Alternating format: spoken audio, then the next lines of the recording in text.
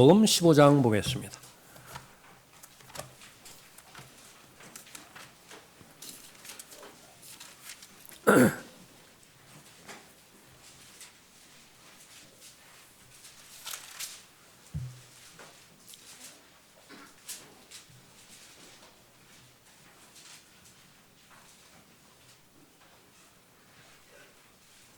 사절에 내 안에 거하라. 그러면 나도 너희 안에 거하리라.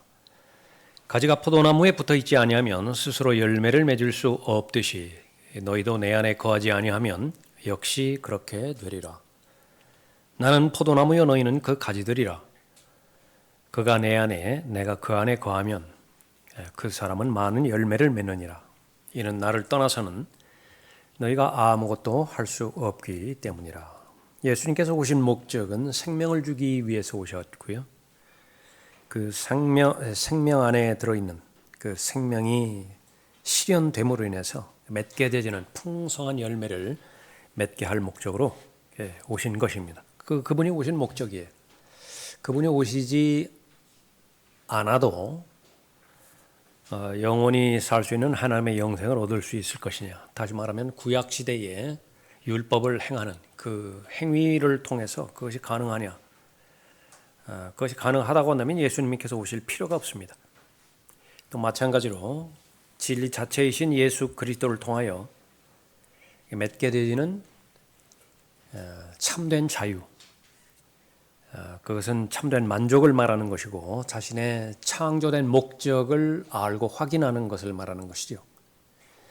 그것이 참된 자유입니다. 그래서 자유의 목적은 무엇이냐? 하나님을 아는 것이고요. 하나님을 아는데 방해가 없어요. 그것이 자유입니다. 하나님과 동행하는 데 있어서 어떠한 방해도 없어요. 그것이 참된 자유입니다. 또 창조주 하나님의 형상을 따라서 그 창조된 사람이기 때문에 거기는 반드시 목적이 있습니다. 삶에는 목적이 있지요.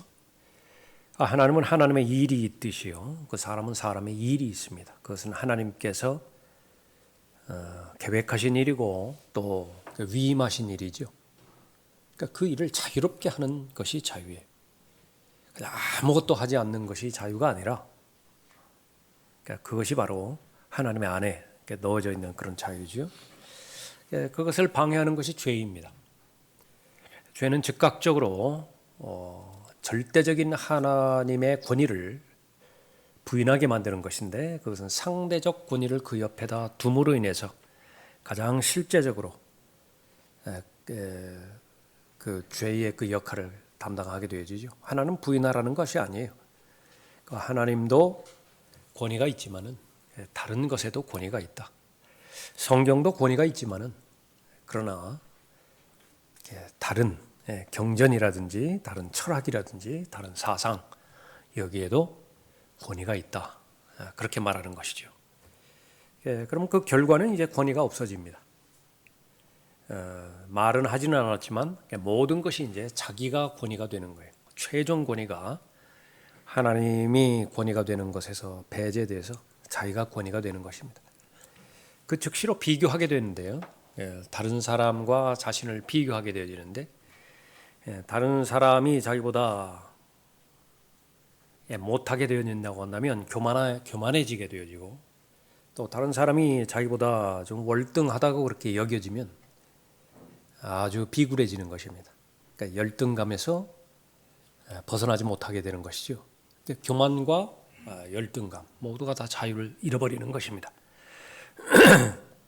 죄는 거기서부터 그렇게 시작이 되어지는 것인데 대신에 하나님께서 주시는 기쁨과 평안이 있는데 그것으로 살도록 만들어진 것이 사람임에도 불구하고 이 가짜 평안과 가짜 기쁨을 대체시켜버리는 것입니다. 세상에서 주는 기쁨이 있고 평안이 있습니다. 사람이 주는 인정과 평판이 있거든요. 그것도 상당한 효력이 있습니다. 그 영향력이 있다고요. 그런데 거기에 맛을 들이면 그러니까 예수 그리스도께서 그다지 필요가 없다고요. 불필요해요.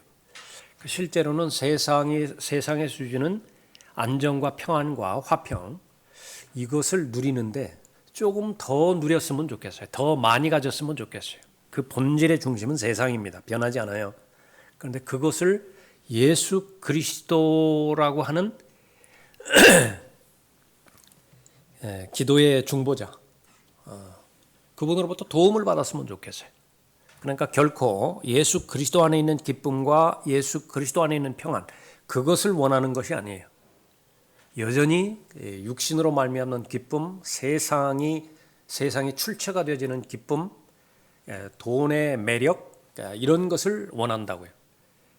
근데 그 부분을 본질적으로 구분할 수 있는 것이 이제 예수 그리스도와의 연합입니다. 포도나무와 가지의 연합이에요. 연합이 되지 않고서도 얼마든지 하나님의 말씀에 근거해서 살아가는 사람이 있는데 대표적으로 바리새인들이 그런 사람들이었죠. 전혀 하나님과는 무관한 사람이었습니다. 그러나 계속해서 주여 주여 주여 이거 입에서 끊이지를 않아요. 모든 11조라든지 기도 생활이라든지 안식일 준수라든지 이것이 자신의 생활에서 단절되지 않습니다. 그럼에도 불구하고 예수님의 판단은 위선자라고 말씀하십니다. 가장 하나님을 대적하는 그런 사람이었다 그렇게 말하죠. 우리 계속해서 이 말씀의 원리, 기도의 원리 그것을 공부해가고 또 확인하고 있죠. 이것은 중심 가운데 중심입니다. 그래서 이 기도에 관련된 부분 왜 예수님께서 이 기도에 대해서 그렇게 강조를 하셨는가? 자신의 정체성을 아는 것이 기도의 과정을 통해서 가능한 것이고요. 그 기도가 주는 결과는 무엇이냐? 목적이 무엇이냐? 그러면 하나님께서 주시는 기쁨을 공유함으로 인해서 하나님과의 교제, 연합과 교제 이것이 결국은 같은 말이지만 출발이 이제 연합부터 시작되죠. 그 다음에 연합된 사람이 기도의 과정을 통해서 계속 말씀에 의해서 깨끗해지고 정결하게 되어지고 예수님과 그 교제가 깊어지게 되어지는 것입니다. 7절 보십시오. 너희가 내 안에 거하고 내 말들이 너희 안에 거하면 너희가 원하는 것은 무엇이나 구하라. 그러면 너희에게 이루어지리라. 너희가 많은 열매를 맺는 이 일로 내 아버지께서 영화롭게 되실 것이요 너희는 내 제자들이 되리라. 두 번째 창조하신 재창조의 목적 고린도후서 9장 17절에 근거해서 너무나 평이하죠. 하나님을 기쁘시게 해드리는 새로운 피조물로 다시 만들어 주신 거예요. 다시 재창조를 해주셨습니다. 또 하나님을 영화롭게 해드리는 그런 존재로 다시 만들어 주신 것이죠. 그런데 그 부분이 계속 지속이 될 때 의미가 있습니다. 그럼 거하면 돼요. 또 하나님의 말씀에 순종하고 순종한 하나님의 말씀이 계속해서 내 마음 가운데 머무르기 위해서 나는 하나님 앞에 내 마음의 반응을 말씀을 드리는 것이죠. 그것이 바로 기도라 그렇게 볼 수 있습니다. 10절 보십시오. 내가 내 아버지의 계명들을 지켜서 그분의 사랑 안에 거하는 것 같이 모본입니다. 어떻게 예수님의 뒤를 따라갈 수 있을 것이냐? 어떻게 예수 그리스도를 잘 배울 수 있을 것이냐? 아무것도 없는 상태에서 그냥 신념만 제시해주고 교리만 제시해주고 던져주고 이대로 행하라 그렇게 말씀하신 것이 아니라 우리의 믿음의 창시자요 완성자이신 예수 그리스도의 본을 보여주신 것입니다. 그 예수 그리스도를 잘 따랐던 본을 성경 안에서도 많은 예들을 통해서 그렇게 잘 보여주시지요. 성공적인 그런 교제의 경우들만 기록된 것이 아니라 그 경우의 수에 의해서 보면 거의 대부분이 실패의 경우입니다. 베드로는 왜 예수 그리스도와 동행하는데 실패하였는가? 대마는 처음에 그렇게 좋게 잘 출발했다가 왜 결국은 실패하였는가? 그런 모든 부분들이 실패를 통해서 또 하나님의 관계와 또 하나님께서 맡겨주신 그런 사명들을 잘 감당하는 데 있어서 더 유용하기 때문에 그렇습니다. 실패를 통해서 우리에게 배우게 해주시는 것이죠. 히브리서 11장에서 예수 그리스도를 잘 따랐던 사람들을 잘 제시해 주실 뿐만 아니라 이제 성경 밖으로 나오면은요, 교회사가 있죠. 우리에게는 교회사가 있습니다. 또 오늘 우리가 현재 살아가고 있는 이 시대 믿음의 동역자들이 있죠. 그래서 그 사람의 삶이 결정되어지는 것은 얼마나 많은 믿음의 본을 볼 수 있느냐라고 하는 것입니다. 우리가 믿음으로 행한다라고 그렇게 하지만은요, 그 믿음이 형성되어지는 과정은 반드시 보는 것이 있어야 돼요. 자녀가 부모의 신앙을 보지 못한다고 한다면 거의 배우지 못합니다. 성도가 목자의 본을 배우지 못한다고 한다면 거의 배울 것이 없어요. 마찬가지로 그리스도 안에서의 좋은 친구들, 동역자들, 어떻게 자신의 생애를 하나님 앞에 맡기고 자신의 삶을 하나님 앞에 헌신하였던가, 그것을 옆에서 목격했던 그런 동역자들, 동료들, 전우들이죠. 그런 사람들을 통해서 더 많이 배웁니다. 선포되어지는 설교와 그 안에 담겨져 있는 그 교리, 그것을 통해서 지침이 우리에게 정해지지만은요, 그 지침이 나의 것이 되기 위해서는 실제적으로 존재했던, 하나님을 사랑하고 하나님 앞에 헌신했던 그 사람의 간증이 나를 변화시키는 거예요. 그 사람의 삶을 볼 때에 나도 그렇게 살고 싶다. 저것이 가능하구나. 그렇게 해서 병행해서 이루어지는 것이죠. 예수님께서 말씀하십니다. 내가 내 아버지의 계명들을 지켜서 그분의 사랑 안에 거하는 것 같이. 사복음서를 통해서 우리가 알 수 있는 것이고요. 그 뒤를 따랐던 바울이 나를 따르는 자가 되라, 그렇게 말씀하셨을 때 역시 마찬가지죠. 그러니까 우리는 계속해서 예수 그리스도를 만나면 이 기도의 사람이 되어지고 말씀의 사람이 되어지는 것입니다. 당부하는 것은 무엇이죠? 너희는 내 사랑 안에 계속 거하라. 내가 내 아버지의 계명들을 지켜서 너희도 나의 계명들을 지키면 나의 사랑 안에 거하리라. 내가 이런 것을 너희에게 말한 것은 나의 기쁨이 너희 안에 머물러 있어 너희의 기쁨이 충만하게 하려는 것이라.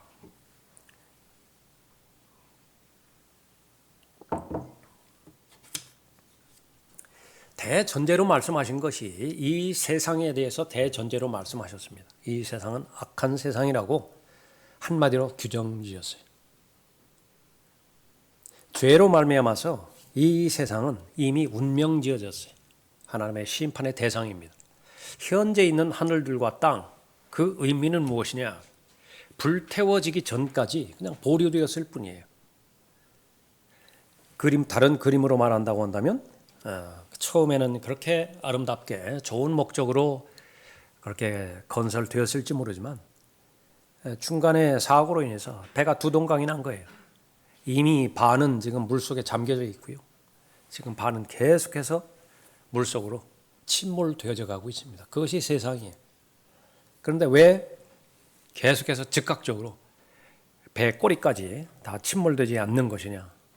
그 시간의 의미는 무엇이냐? 구명정에 얼마나 많은 사람들을 옮겨 태울 수 있느냐? 그거밖에 없어요. 그 배 자체 안에는 소망이 없습니다. 이 세상에는 소망이 없어요. 악한 세상이라고 말씀하셨고요.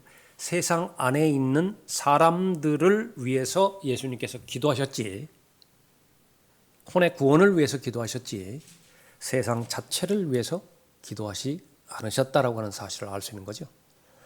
그럼 그 세상으로부터 예수님에 의해서 불러냄을 받은 무리들이 교회인데, 예수님의 사람이고 예수님의 제자들인데 해야 되는 일들은 무엇이냐 그러면, 이제 내가 먼저 구명장에 옮겨져 왔으니까 이제는 내가 정신 차리고 좀 마음 추스리고 해서 내가 건져내야 돼요.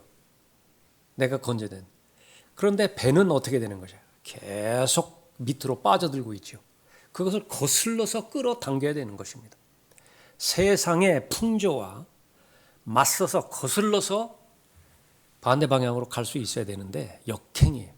그것이 진리의 길이고 영생의 소망을 가진 자로서, 부활의 소망을 가진 자로서 해야 하는 일이지요.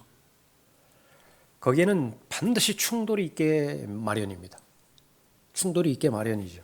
그래서 그리스도인이 이 세상을 살아가는 데 있어서 가장 필수적인 필요들이 무엇이냐? 제일 먼저 구원이고요. 구원보다 더 중요한 필수가 없습니다. 구원이고 그 다음에 구원받았다라고 하는 사실을 내가 아는 것이고요. 내가 태어났다라고 한다면 내가 태어났을 때 내 아버지가 누구이고 어머니가 누구이고 내가 어떤 위치에 있고 그것을 아는 것이 이제 중요한 것이죠. 그 다음에는 이제 하나님의 위로예요. 위로라고요, 위로. 이 세상을 열심히 살아가는 데 있어서 하나님의 위로가 필요 없는 사람은 없지만 특히 거기에서 말하는 위로는 진리와 동행하고 진리를 실행하는 데 있어서 닥치는 반대들, 어려움들, 그것을 극복할 수 있는 원천적인 힘이 하나님의 위로거든요. 그러니까 그 부분을 사실적으로 말한다고 한다면 내가 구원받았다 하더라도 구원받은 이후에 여전히 세상의 풍조에 따라서 세상의 코드를 맞춰서 같이 살아간다.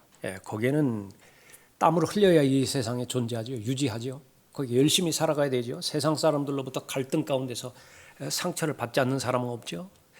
시간이 지나면 지나갈수록 스트레스의 강도는 더 심해지죠.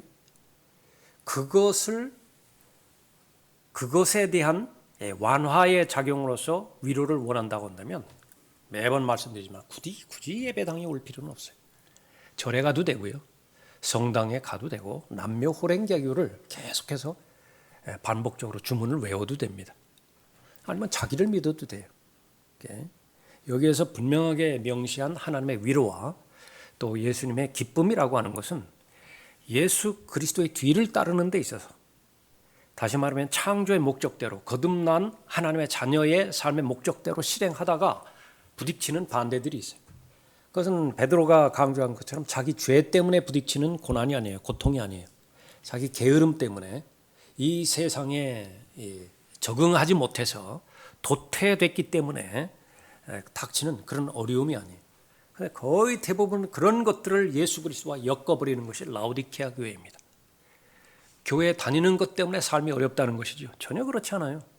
마귀가 공격해서 내가 어렵다는 것이죠. 마귀는 억울할 뿐입니다. 마귀는 그렇게 방해한 적이 없어요. 자업자득 그 상황 가운데서 계속 하나님에 대해서 원망하고 마귀 핑계를 대고 또 세상의 변명거리를 그렇게 준다. 그건 부질없는 짓입니다. 제일 먼저 출발 자체가 예수 그리스도와 연합이 되어지고 그 다음에 내가 예수님의 제자로서 예수님을 따르는 그리스도인으로서 그 길을 걷다 보면 반대급부가 부딪히게 되는데 예수님은 다른 곳에서 말씀하셨죠. 환난을 당할 수밖에 없어요.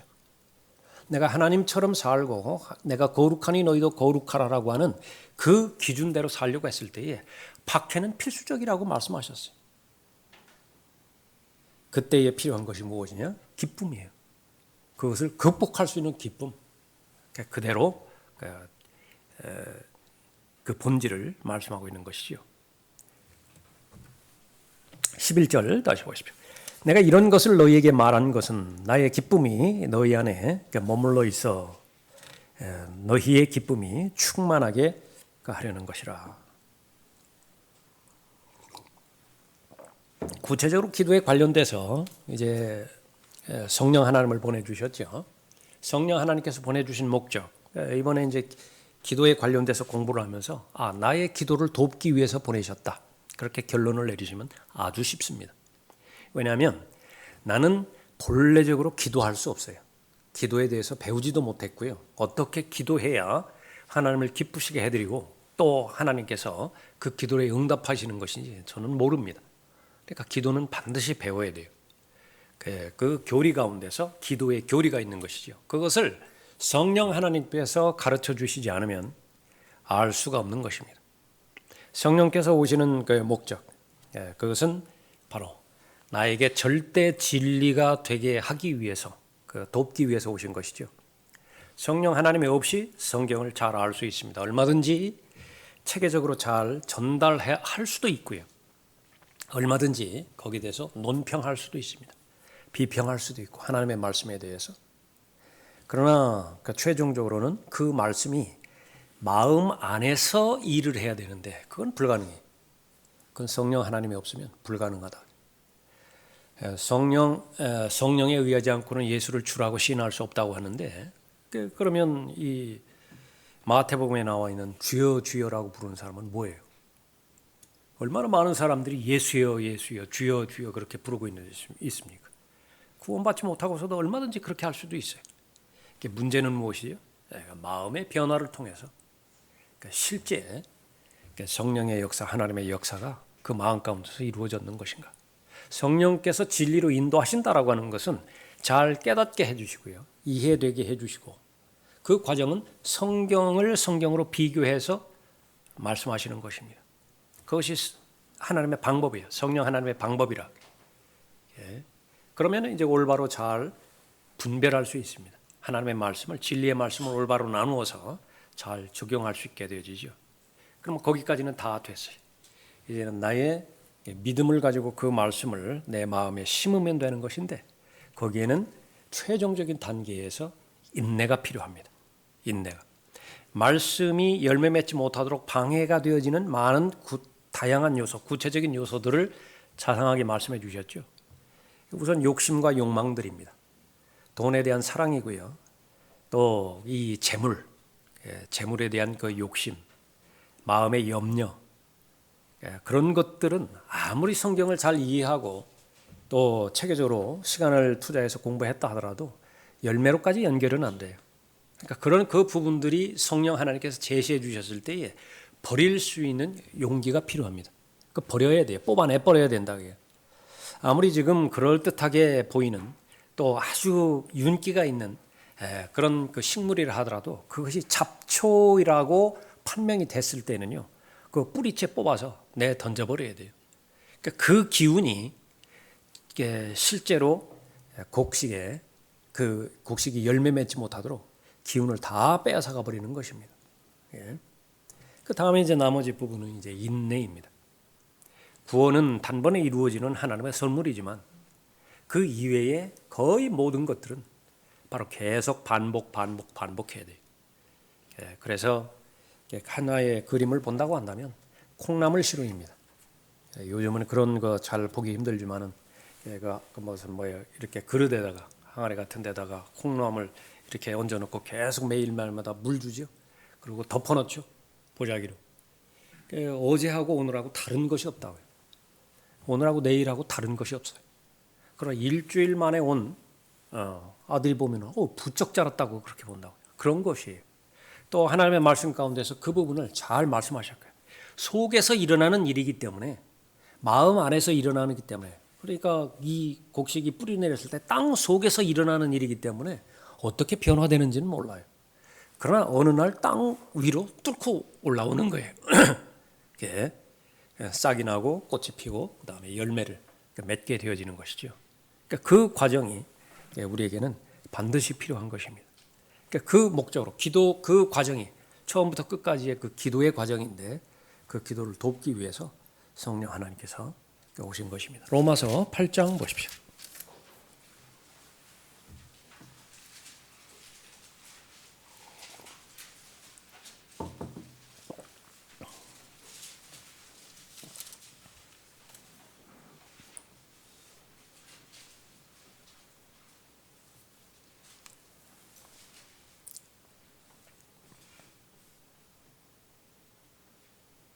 5절에 보면 육신을 따르는 사람들은 육신의 일들을 생각하나 성령을 따르는 사람들은 성령의 일들을 생각하느니라.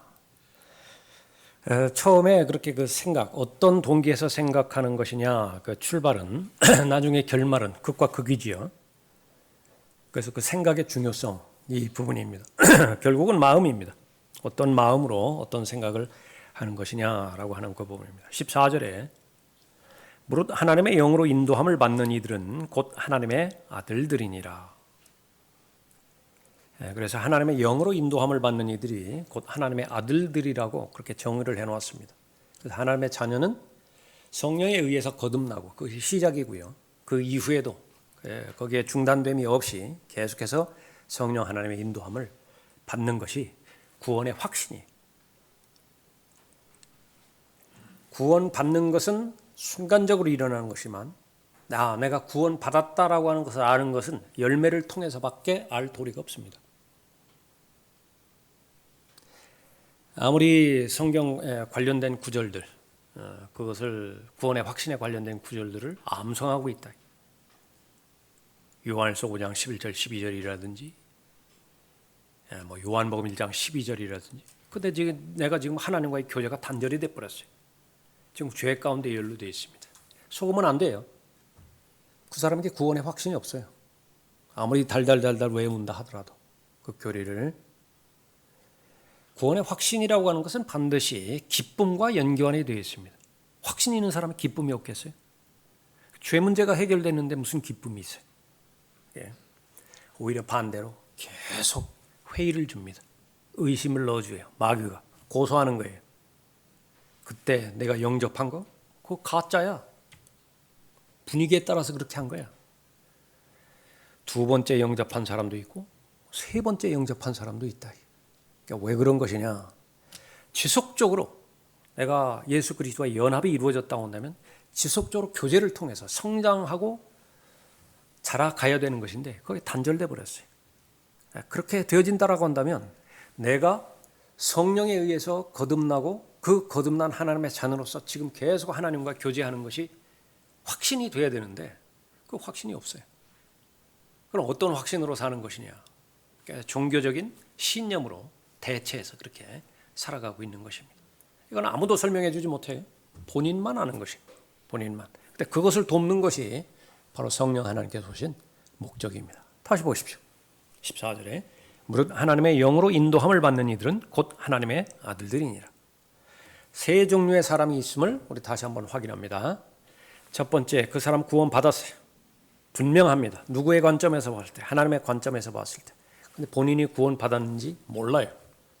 구원 받았는지 모른다. 두 번째, 이 사람 구원 받았습니다. 본인이 알아요. 내가 구원 받았다라고 하는 사실을 안다. 왜 그렇죠? 성령께서 증거해 주시는 거예요. 너는 하나님께 속히 있다고. 예. 이 사람에게는 담대함이 있습니다. 무엇을 하든지 용기가 있어요.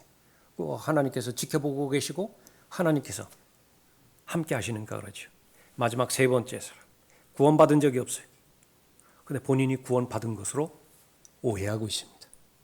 제일 불쌍한 사람이죠. 제일 비참한 사람이죠. 그것을 확정 짓는 것이 바로 성령 하나님의 인도하십니다. 26절에 이와 같이 성령께서도 우리의 연약함을 도우시나니 이는 우리가 마땅히 기도해야 할 것을 알지 못하나 성령께서 친히 말할 수 없는 신음으로 우리를 위하여 중보하시기 때문이라. 마음을 살피시는 분이 아까 우리가 처음에 살펴봤던 생각부터 시작되는 거예요. 성령께서는 여러분의 마음을 살피신다고요. 마음을 살피시는 분이 성령의 생각이 무엇인지 아시나니 이는 그분이 하나님의 뜻대로 성도들을 위하여 중보하시기 때문이라. 이런 과정들을 통해서 이제 궁극적으로 그 다음에 약속하시는 모든 일이 합력해서 선을 이루게 하실 것이 그 목적으로 성령 하나님께서 오신 것입니다. 빌립보서 1장 보십시오. 무엇을 기도할 것인가? 어떤 그 내용들을 가지고 그 제목들을 가지고 하나님 앞에 기도할 때에 내주하시는 성령께서 그 기도를 도우시고 인도하실 것인가? 6절 보십시오. 우리가 이것을 확신하노니 너희 안에서 선한 일을 시작하신 그분께서 성령 하나님께서 거듭나게 해주셨다라고 한다면 이제는 하나님께서 시작하신 거예요. 그분께서 예수 그리스도의 날까지 그 일을 완성하시리라. 여러분이 잘 알고 계시는 성화죠. 거룩하게 됨이라고 하는 구원의 과정입니다. 구원 받았다라고 한다면 계속 자라가야 되죠. 거룩하게 되어야 되죠. 그러니까 그것이 이제 남은 과정인데 무엇을 통해서 가능한 것이냐? 그 가운데 하나가 기도의 과정이에요. 기도의 과정을 통해서 완성하시는 것입니다. 7절에 내가 너희 모두에 대하여 이렇게 생각하는 것이 마땅하니 이는 내가 너희를 내 마음속에 간직함이며 또 나의 가침과 복음을 지키고 확정함에 있어서 너희 모두가 나의 은혜의 동참자가 되게 함이라. 여기서 강조되는 것은 마음속에 간직한다라고 하는 표현이죠. 아주 우리가 새겨야 될 그런 표현이고요. 또 우리가 계속 도전받아야 될 그런 부분입니다. 여러분의 마음 가운데 간직되어지는 사람이 몇 사람 있습니까? 있죠. 배우자들이 그렇고 자녀들이 그렇고 부모님이 그렇고 우리 교회 동료들이 그렇고요. 믿음이 성장하면 성장할수록 그 근거가 무엇이냐면 얼마나 많은 사람을 품을 수 있느냐라고 하는 거예요. 그것이 믿음의 내 마음의 믿음의 지경이 더 넓혀지는 것이죠. 그럼 그 마음에 품은 사람들이 어떻게 됐으면 좋겠어요? 그 사람들이 어떤 삶을 살았으면 좋겠어요? 예수님의 생각이에요. 바울의 생각이라고요. 예수님이 생각하는 그 생각처럼 됐으면 좋겠다. 바울이 빌립보 성도들 한 사람 한 사람을 마음에 품고 그렇게 원하는 마음이 있었는데 그 사람도 그렇게 되었으면 좋겠다. 기도의 시작입니다. 8절에 내가 예수 그리스도의 마음으로 너희 모두를 얼마나 그리워하는지는 하나님이 나의 증인이시라. 내가 이것을 기도하노니 너희의 사랑이 지식과 모든 판단에 있어서 더욱 풍성하게 되어 사랑이 풍성하게 되었으면 좋겠다. 사랑이. 이때의 사랑도 마찬가지죠. 성경에서 계시된 사랑을 우선 알아야 됩니다. 무엇이죠? 하나님 사랑이고 하나님 말씀에 대한 사랑이에요. 하나님을 사랑한다라고 표현은 요란하게 하고 행동은 요란하게 하는데 정작 마음에 말씀에 대한 관심은 거의 없어요. 바로잡아야 됩니다. 막 만나서는 막 요란하게 그렇게 하는데 편지 오늘 때마다 그 편지 봉투 뜯어보지도 않고 막 이렇게 쌓였어요. 그리고 그 사람 얼굴 만나서 대할 때만 막 또 요란을 떤다. 이중성이죠. 그러니까 그런 것이 아니에요. 그렇게 얼굴 만나서 반가우면 편지를 받은 것이나 무슨 이메일을 통해서 소식을 들은 것이나 아주 반갑게 열어본다고요. 우선적으로. 그 다음에 그 예수님의 사람들을 사랑하는 것이죠. 예수님의 사람들, 나 같은 사람입니다. 나는 누구죠? 하나님 보시기에 모두 부정적이에요. 아름다운 것이 있어서 구원한 구석이 무엇이 있습니까? 그렇기 때문에 사랑은 처음의 특징과 마지막 특징이요. 오래 참는 것이라고 말합니다. 그거예요. 다. 사랑은 인내하는 것이고요. 오래 참는 것이다. 그러니까 보면 볼수록 참아야 돼요. 참아야 되는 대상이에요. 그런데 예수님은 그렇게 참으셨어요. 오래 참으셨습니다. 인내하셨어요. 그런데 그것이 바로 기도의 과정을 통해서 성령 하나님의 능력이라고 한다면 가능한 것이죠. 모든 것을 다 바꿔주시는 것입니다. 왜 그렇죠? 나도 그랬거든요. 내가 그 사람 위치 본다고 하면 그 사람보다 더 해요. 그 사람이니까 그나마 그 정도지. 내가 그 사람 위치라고 한다면 어림도 없어요. 그거를 내가 알게 한다고요. 그 사람 중심에서 그렇게 살게 하고요. 생각하게 하고. 그러니까 무엇보다도 그 사람도 예수 그리스도의 보혈로 예수님께서 값주고 사신 예수님의 사람이거든요. 그런데 나는 예수님을 섬기는 종이란 말이죠. 노예예요. 내가 예수님을 주인으로 섬긴다라고 하는 것은 그 주인의 사람들을 섬기는 종이라고 하는 말과 똑같은 말이거든요. 뭐 바랄 게 있어요. 그런데 그 생각이 성령 하나님께서 역사하지 않으면 불가능해요. 우선적으로 나를 내세워야 되고요. 다른 것은 다 참는다 하더라도 내 자존심을 건드리는 것, 그는 반드시 갚아줘야 돼요. 말로 갚아주든지 행동으로 갚아주든지 다만 티나지 않게. 또 조건이 있죠. 최소한 2배로 더 갚아줘야 돼요. 그러니까 그것이 마음에 있는 시기와 질투의 타락한 본성이거든요. 기도로 가능한 거예요. 그것이 불쌍해 보이기 시작하고요. 연민의 정을 느끼기 시작하고 다 잘 됐으면 좋겠어요. 너희의 사랑이 지식과 모든 판단에 있어서 더욱더 풍성하게 돼요. 여기도 마찬가지죠. 항상 사랑은 지식과 같이 가는 거예요. 진리 안에서 사랑 안에서 진리. 그때의 의미가 있는 것이지요. 진리 없는 사람은 그처럼 무책임한 것이 없어요. 그냥 계속 주기만 한다. 망치는데 지름길이에요. 그런데 계속 바른 말만 하는데 거기 마음을 주지도 않고 또 다른 필요도 채워주지 않는다. 잔인하죠. 잔인하다. 계속 죄에 대해서 지적만 한다. 어떻게 죄를 피해야 될지 알려야 될 거 아니에요. 죄에 대해서 어떻게 방어를 해야 될지 알려줘야 될 거 아니에요. 죄와 어떻게 싸워서 승리해야 되는 것인지 구체적으로 알려줘야 될 거 아니에요. 그 모든 부분들이 하나님의 은혜 가운데서 가능하다라고 하는 그 하나님의 약속을 거듭거듭 제시해 줘서 용기를 줘야 될 거 아니에요. 바리새인은 그러지 못했어요. 계속 지적만 한다. 지적. 그렇게 되기를 기도했어요. 10절에 너희가 가장 좋은 것들을 분별하며 또 그리스도의 날까지 순수하고 흠없게 되기를 바라며. 그래서 성도 한 사람 한 사람이 영적 분별력을 지녔으면 좋겠다. 빌립보 성도들에게 한마디로 말하면 그렇게 기도를 한 거예요. 분별력을 갖게 해 주십시오. 사랑에 치우치지 않고 지식에 치우치지 않고. 구독이 무서워서 장 못 단 것은 안 되죠. 풍성해져야 돼요. 풍성해져야 된다고요. 그러나 동기가 옳고 그 과정에 누룩이 없다라고 한다면, 잘못된 부분이 없다고 하면 많으면 많을수록 좋아요. 그러니까 그런 교회가 되도록 해 주십시오. 빌립보 성도 한 사람 한 사람이 그런 교회가 해 주십시오. 모두가 다 그리스도의 날에 설 거예요.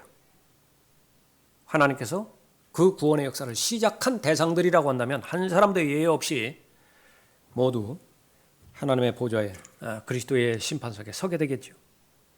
그때에 의미 있게 서게 해 주십시오. 그리스도의 날이라고. 그리스도의 날까지 순수하고 흠없게 되기를 바라며 예수 그리스도를 통하여 얻는 의의 열매들로 가득 차서 하나님께 영광과 찬양이 되기를 바라노라. 무슨 연예인들, 영화 배우들 시상식 때 이렇게 트로피 들고서 이 모든 것을 하나님께 영광을 돌린다라고 그렇게 말하는데요. 참 용기 있는 사람들이라고 생각이 됩니다. 그것은 인정을 해야 되겠죠. 그 사람의 처한 환경과 여건 가운데서. 그러나 아쉬운 것은 강론으로 반드시 들어가야 됩니다. 그러니까 무엇을 통해서 하나님을 영화롭게 해드릴 것이냐. 그 사람들은 그렇게 세상에 높은 자리가 되면서 무슨 장로들이 국회의원이 되어지고 장로들이 판사, 판검사가 되어지고 대통령이 되고 그러면 하나님께서 영광 받으시는 것을 그렇게 알 텐데 마음의 최소한의 그 동기 그것만큼은 우리가 인정을 하자. 하나님을 의식하고 있구나. 그러나 그런 것을 통해서 하나님께서 받으실 영광이 어디 있는 것이냐. 세상은 하나님을 대적하고 있는 주체가 되는 것이거든요. 그 세상에서 높임을 받았는데 도대체 하나님께서 받으실 영광이 뭐예요? 오히려 하나님께서는 세상으로부터 성별되기를 그렇게 강조하고 반복적으로 말씀하셨는데 그렇게 되지 못하는 것이죠. 그러면 우리가 하나님의 말씀에 근거해서 하나님을 영화롭게 해드리고 하나님께 영광과 찬양이 되게 하는 것은 무엇이냐? 그 성경에 의하면 열매 하나밖에 없어요. 열매를 맺는다라고 한다면 그것은 하나님께 영광과 찬양이 돌아가는 것입니다. 그것을 기도하고 있습니다. 열매를 맺게 해주십시오. 의의 열매들로 가득 차서 하나님께 영광과 찬양이 돌아가게 해주십시오. 자, 이것이 목적이 된 상태에서 그 다음에 나머지 부분들은 이제 따라오는 대로 의미들이 있습니다. 무슨 교회 조직이라든지 아니면 교회 설비라든지 아니면은 건물이라든지 그런 것들은 이제 필수적인 그 부분들을 뒤따라오겠죠. 그런데 이것이 뒤바뀌어져 버리면 오히려 하나님에 대한 일을 한다고 하는데 계속해서 분란이나 일어나고 분열이나 일삼고 서로 육신적이 돼서 그리스도의 몸을 세우게 할 목적으로 주신 은사를 자랑하는데 급급하고요. 내 설교 실력은 이 정도 된다고. 나는 이러한 그 역량 가운데서 내가 헌신하고 섬겼다고 봉사했다고. 그러니까 그런 것들을 한다면 하나님 앞에 돌아갈 영광은 아무것도 없는 것입니다. 골로새서 1장도 보십시오. 골로새 교회를 위해서 성령 하나님께서는 어떻게 기도의 삶을 인도해 주시는 것인가. 3절에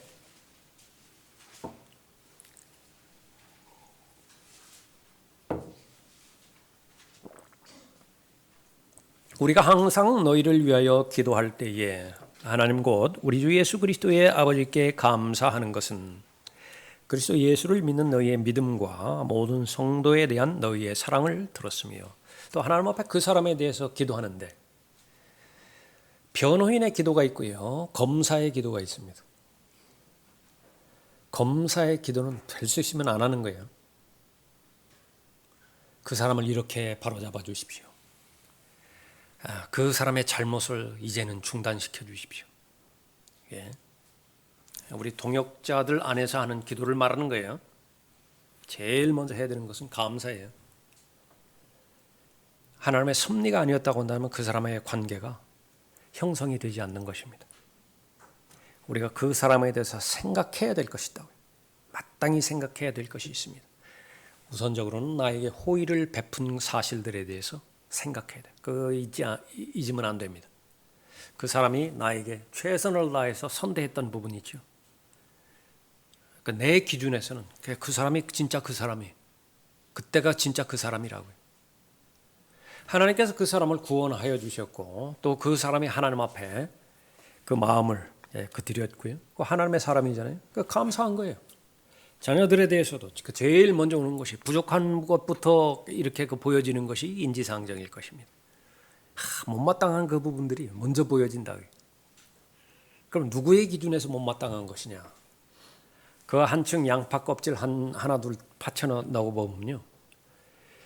그것이 자기 불만족에서 나오는 그 부분들도 상당히 되는 부분이에요. 내가 그런 사람이 됐어야 됐거든요. 그런데 못 됐어요. 자식을 통해서 대리만족을 좀 받았으면 좋겠는데 그러니까 자식도 나하고 똑같아요. 사는 것이 보니까. 화가 나는 거예요. 나한테 화를 내는 것입니다. 그런 부분이 하나 있고 또 하나는 실제로 자신의 삶에 비추어 봤을 때 기준에 합당하지 못하는 것이거든요. 그러니까 속상하죠. 다른 사람이라고 하면 모르겠는데 내 자녀예요. 그러니까 마음이 안 좋은 부분이죠.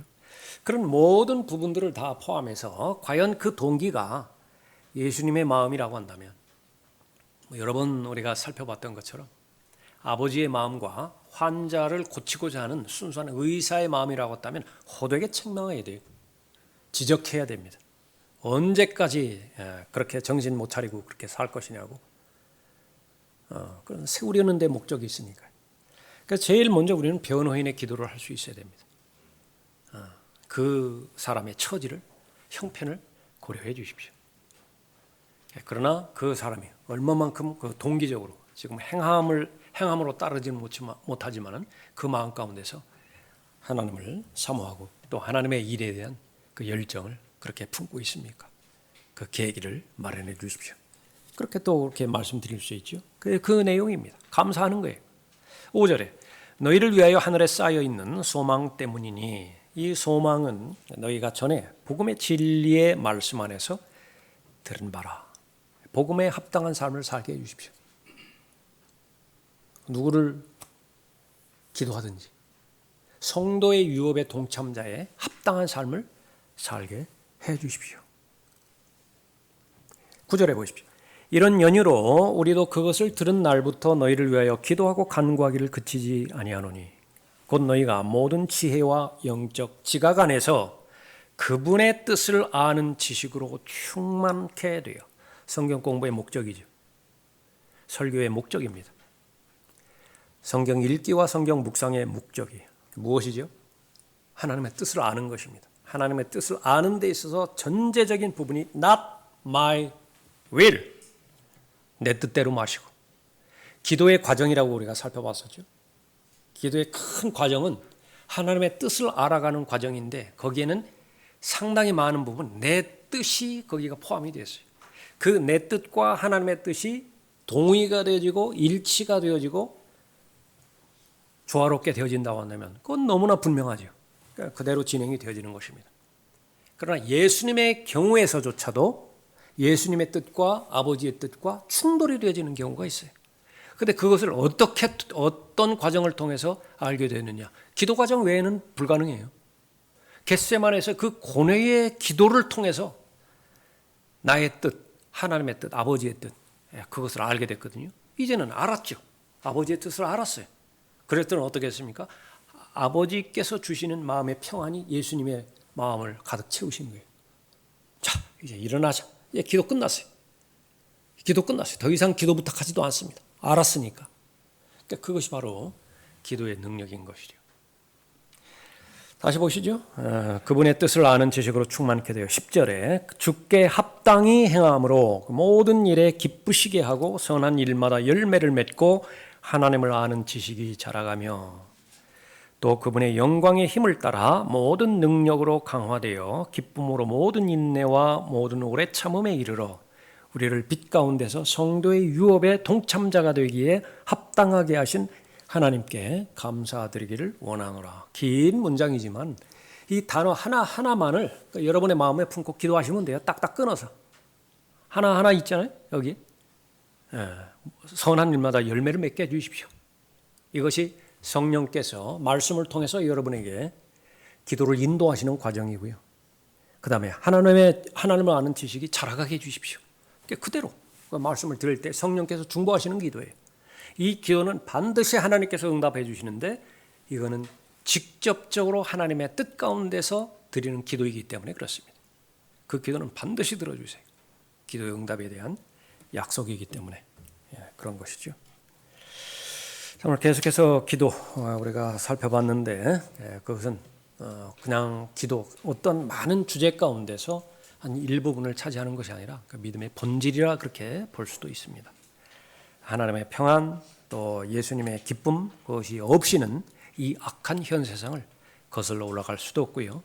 또 하나님께서 목적을 두시고 주신 하나님의 사명, 하나님의 위임사항 그것들 있죠. 그것을 실행하기 위해서는 하나님의 기도 응답으로 살아가야 되는 것인데 그 목적으로 성령께서 오신 것이죠.